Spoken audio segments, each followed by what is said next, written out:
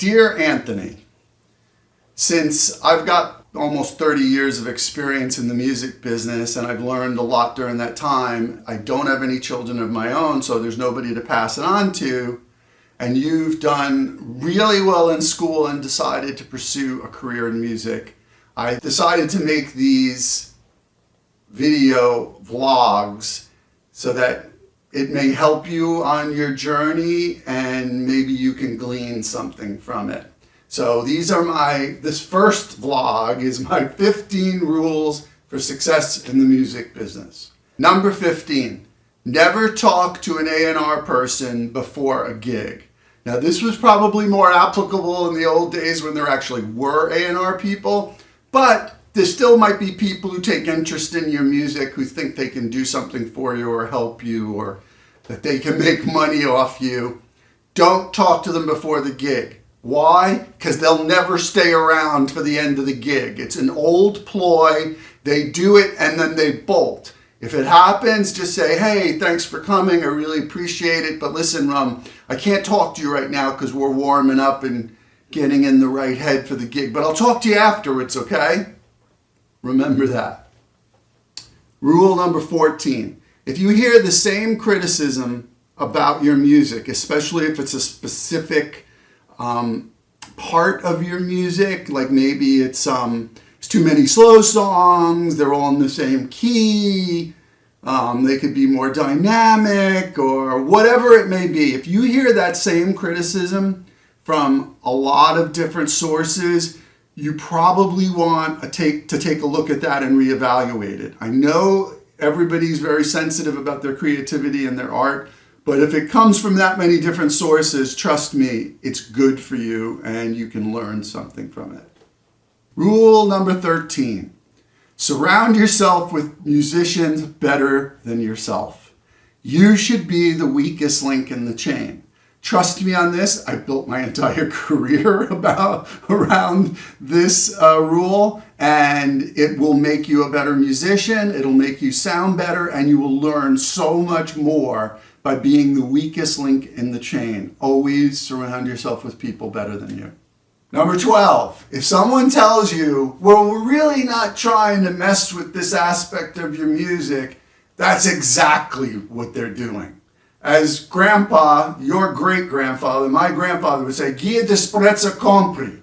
If they say it's not about the money, it's about the money. So don't listen to them. They're trying to mess with you. Number 11, never trust the judgment of someone who gets their music for free. Now, I've got a lot of friends of mine are journalists, and I respect them immensely, and many of them are really good. However, just people who get their music for free, they're not judging music in the same way we do as artists or people, even the fans who buy your music. It's just a different level. It's a different patina about it. You know, they get so much music and it's all for free usually, that it's not a fair judgment of the industry as a whole or how you fit into it. So just be wary of that.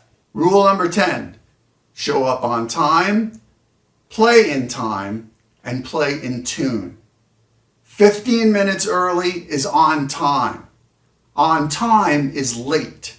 Always be early and always play in time and on tune. Rule number 9, do your homework. What I mean by that is if someone gives you a CD to learn for a gig of a bunch of songs, learn those suckers like you wrote them. Know them better than they know them themselves. There's nothing worse at a studio session than waiting around for someone to figure out parts and learn the songs, and it just slows everything down and it'll make you look like a star. Number 8, be a good hang. Be courteous, polite, and helpful. Be personable and clean. No one wants to be around a scruffy person.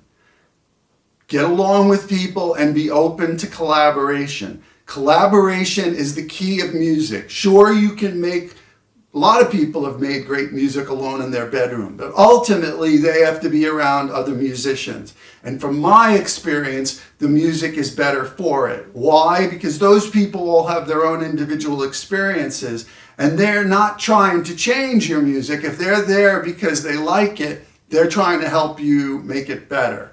So be a good hang, be polite, be courteous, and don't be afraid of collaboration. Number 7, anything more than an 8 to 10 hour session day in the studio is the law of diminishing returns. You're just burning time. It's not going to get better. You're just burning out your people and killing them. Everyone around you, the engineers, the other musicians, trust me on this. Call it a day. End it early while everyone's still got a little bit left to give. And if you're banging your heads against the wall, especially, just end it. Get a good meal, get some sleep, come back the next day. It'll be much better, trust me. Rule number 6. Now, this is a rule I got a lot of crap online from people about. And look, I understand, but this is an aesthetic thing. No shorts in rock and roll. I'm not kidding about this. I've had friends who are like, oh, I play a festival, it's 110 degrees. I don't care. You're on stage. You're the person they're paying to come to see. You're trying to make an impression on these people. And if you're up there in shorts, you're telling them, I don't really care, and I'm just relaxed and not, I'm just winging it, and, we just got off the beach and whatever. It's a bad look. No shorts. Look crisp. You look sharp. Find your own personal style, but no shorts. And people may argue, oh, but Angus Young wore shorts. It was a fucking costume. It's a uniform. It's part of the act. No shorts in rock and roll. Rule number 5. It's all about relationships. I know you're going to hear this. It's true in any industry, really, but especially in the music business. And especially when you're coming up the ladder, because, like, for instance, I think I told you when you were in school, look right, look left, look behind you, look in front of you, because some of those people are going to go on to be in the music business, and you need to be friends with all of them and not feel like you're in competition. You need to stay in touch with them. You need to network. It's all about relationships. And the same thing carries through when you're working up the ladder, like you were talking to me about internships. Okay, well, when you get an internship, it's the same thing. There might be other interns. There might be interns at other companies that have come out of school and gotten jobs. You need to network with them and all stay in touch and make an effort to stay in touch. This is one of the biggest mistakes I made earlier in my career, is not doing that enough. It's very important because not everybody coming up is going to succeed or stay in the music business. But if 30% do, isn't that important enough to stay in touch? So keep your relationships. Rule number 4, know how to work within a budget and understand corporate structure. What I mean by that is you're going to hopefully get opportunities over the next several years and decades.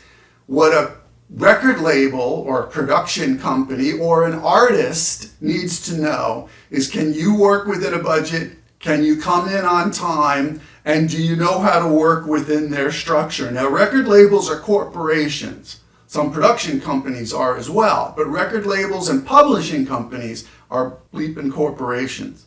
They need you to work within their structure. So find out how they work. Find out what they expect from you. And when they give you a budget and they give you a deadline, you come in early and under budget, and you will always work for them.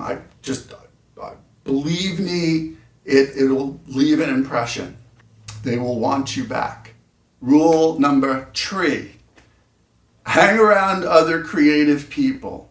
It can be artists, musicians, writers, but within the music industry, find people that don't necessarily do what you do. Find the producers, find the songwriters, find the singers. Right? Because the entire business has always been built on great songs great singers and great producers, and that's what makes hit songs. And nowadays, it's changed a lot from when I got in the industry. Nowadays, you really gotta hit them over the head, hit them hard and fast, and grab them. So you need to hang around as many creative people as possible and glean whatever you can from them, and also, as I said earlier, build relationships with them, and it'll make you better at what you do. Rule number 2, and this is very, very important if you want to survive in the music business. You know, grandpa, your great grandpa, my grandpa, I remember when I was a little boy, he told me, you know, he was an amazing musician, like an amazing world-class musician, and he had to give it up because he was the oldest of 9 kids when his father died, and to take over the company and take care of everybody. But I always used to, I guess he realized I had some talent, and he used to say, oh, the music business, it's a dirty business. You don't want to go into the music business. And he may have been right, but that's part of the reason I'm doing this, to try to help you. But rule number 2 is very important. It's diversify. If you're a great guitar player, and I know you're getting good and you're working really hard, that's great. Become better, but learn other instruments. Learn how to sing really well, learn how to sing with other people, learn how to sing backgrounds, learn other instruments. I don't know, learn piano. Piano's really good because a lot of scoring and film and television, and it's just got the whole scale right there for you. That's a really good instrument to learn, but heck, learn banjo, learn mandolin, learn bass, learn drums. I think you even started on that. That's great. Rhythm is very important. Rhythm and keyboards, because you know keyboards are basically a percussion instrument. So you'd have like the whole scale there, and then to learn drums and learn production. Learn how to be a better writer. Like, ask questions of people. Don't be afraid to ask questions. It's very, very important. So, not everybody will be as forthcoming as you may like, but if you don't ask, you don't know. So diversify. Like, learn about production as much as you can about the production process. Because let me tell you, after 30 years, I'm still learning. So ask as many questions. Diversify into as many aspects of the business as you can if you want to survive. And rule number 1, this is the most important. Be stubborn as hell. Don't take no for an answer, because you're going to hear it a lot. But I think you know in our family, we don't really take no or get discouraged very easily. So just be stubborn as hell. Work your ass off. Work harder than everyone. But also at the same time, recognize when there's people more talented than you and surround yourself with them. Find them, learn from them, work with them. But just never, ever, ever give up. Don't take no for an answer. Work your ass off and you're going to be all right, man, okay? Okay, so I'm going to make these videos for you, Anthony. I think I'm going to put them out every couple of weeks for you and cover a lot of different topics. I've already got a really long list of stuff I'm going to cover, like songwriting and how to work in the studio and production and, you know, working with people in the industry. But if you have any questions, let me know. Be glad to answer them. And if anybody else is watching this, just, you know, comment below and I'll answer those as well. So I'll see you in a couple weeks.